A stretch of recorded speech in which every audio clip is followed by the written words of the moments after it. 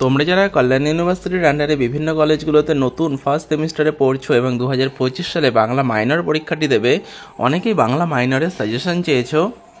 তো তোমাদের বাংলা মাইনরের সাজেশন এবং কীরকম প্রশ্ন পরীক্ষায় আসতে পারে তার উপর একটা ভিডিও আজকে তোমাদের এই চ্যানেলে আপলোড করছি। তোমরা ভিডিওটা শেষ পর্যন্ত দেখতে থাকো। আর যারা বিভিন্ন বিষয়ের ফার্স্ট সেমিস্টার নতুন এনএপির নোটস সংগ্রহ করতে চাইছো, তোমরা পেইড নোটস পেয়ে যাবে। বাংলা মেজরের, মাইনরের, এসএসসি ইতিহাস মেজর মাইনর এসএসসি, শিক্ষাবিজ্ঞান মেজর মাইনর এসএসসি, ইংরেজি মেজর মাইনর এসএসসি, মাইনরের ভূগোল, ইকোনমিক্স, সোসিওলজি, ফিজিক্যাল এডুকেশন, দর্শনের মেজর মাইনর এসএসসি, সংস্কৃতের মেজর মাইনর এসএসসি, রাষ্ট্রবিজ্ঞান মেজর মাইনর এসএসসি এবং এমডিসি বিভিন্ন পেপারের নোটস কিন্তু তোমরা পেয়ে যাবে। তোমরা এগুলোর জন্য স্ক্রিনে দেওয়া নম্বরে যোগাযোগ করতে পারো। তোমাদের বাংলা মাইনরের যেরকম প্রশ্নপত্র পরীক্ষায় আসার সম্ভাবনা রয়েছে সেগুলো তোমরা দেখে নাও। তো তোমাদের কিন্তু মোট 40 নম্বরের পরীক্ষা হবে, টোটাল 40 নম্বর, এবং সময় থাকবে তার জন্য 2 ঘন্টা। তো প্রথমে হচ্ছে 1 নম্বরে যেগুলো থাকবে বিভাগ কতে, যে কোনো 5টা প্রশ্নের উত্তর লিখতে হবে, তার জন্য তোমাদের থাকবে 10 নম্বর। 2 নম্বরের তোমাদের 5টা প্রশ্নের উত্তর করতে হবে, প্রত্যেকটার মান 2 করে, মোট 5টা প্রশ্নের উত্তর করতে হবে। 8টা প্রশ্ন দেওয়া থাকবে। তো কীরকম প্রশ্ন আসতে পারে? প্রথম প্রশ্ন, শ্রী চৈতন্য পূর্ববর্তী 2জন বৈষ্ণব পদকর্তার নাম লেখো। পরের প্রশ্ন দেখো, মহাভারতে 2জন অনুবাদকের নাম লেখো। 3 নম্বর, গুণরাজ খাঁ কার উপাধি, তার অনুদিত গ্রন্থটির নাম কি? 4 নম্বর দেখো, মনসামঙ্গল কাব্যের আদি কবি কে, তার কাব্যের নাম কি? পরেরটা, বাংলা ভাষায় প্রথম চৈতন্য জীবনী কে রচনা করেন, কাব্যটির নাম কি? চর্যাপদ কে কত সালে আবিষ্কার করেন? প্রাচীন বাংলা ভাষার একটি ধ্বনিতাত্ত্বিক ও রূপতাত্ত্বিক বৈশিষ্ট্য লেখো।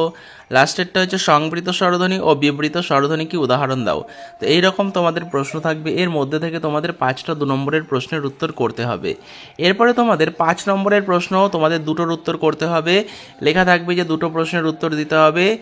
5 নম্বরে 2টো প্রশ্ন, মোট 4টে দেওয়া থাকবে, তার মধ্যে 2টো প্রশ্নের উত্তর করতে হবে। তো খুব গুরুত্বপূর্ণ যে প্রশ্নগুলো সেগুলো দেখো।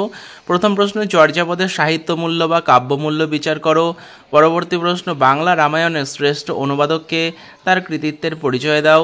পরেরটা, চণ্ডীমঙ্গল কাব্যের শ্রেষ্ঠ কবিকে, তার কবি প্রতিভার পরিচয় দাও। আর লাস্ট ডি নম্বরে হচ্ছে বাংলা স্বরধ্বনির বর্গীকরণ করো। প্রত্যেকটা প্রশ্ন খুব গুরুত্বপূর্ণ, পরীক্ষায় আসার মতো। তোমরা এই প্রশ্নগুলো একটাও বাদ দেবে না, প্রত্যেকটা প্রশ্ন তৈরি করবে। এরপরে তোমাদের 10 নম্বরের প্রশ্ন, মোট 4টে দেওয়া থাকবে, তার মধ্যে 2টোর উত্তর করতে হবে। 10 দুগুণী 20। তো দেখো যেই প্রশ্নগুলো বেশি ইম্পর্টেন্ট। প্রথম প্রশ্ন, মৈথিল কোকিল কাকে বলা হয়?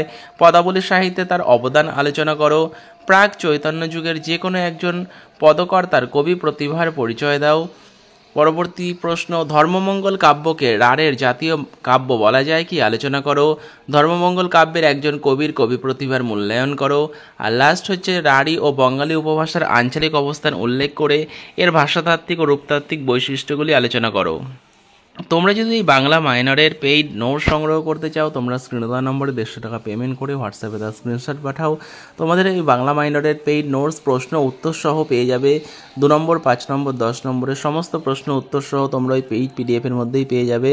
যারা যারা সংগ্রহ করতে চাইছো তোমরা স্ক্রিনে দেওয়া নম্বরে যোগাযোগ করতে পারো।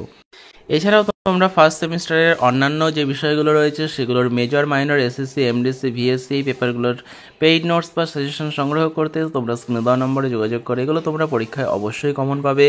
আর তোমরা যারা চ্যানেলে নতুন আছো চ্যানেলটা অবশ্যই সাবস্ক্রাইব করে রেখে এরকমই ভিডিও পাওয়ার জন্য। আর কোন বিষয়ের তোমাদের এরকম মডেল কোশ্চেন বা তোমাদের সাজেশন প্রয়োজন তোমরা সেটা নিচে কমেন্ট করে জানাও। তোমাদের সেই বিষয়ের কিন্তু সাজেশন চ্যানেলে আপলোড করে দেওয়া হবে। তো ভিডিওটা যদি ভালো লাগে ভিডিওটা অবশ্যই লাইক করবে, চ্যানেলে নতুন হলে চ্যানেলটা সাবস্ক্রাইব করে দেবে এরকমই ভিডিও পাওয়ার জন্য। তো ভিডিওটা শেষ পর্যন্ত দেখার জন্য তোমাদের অসংখ্য ধন্যবাদ।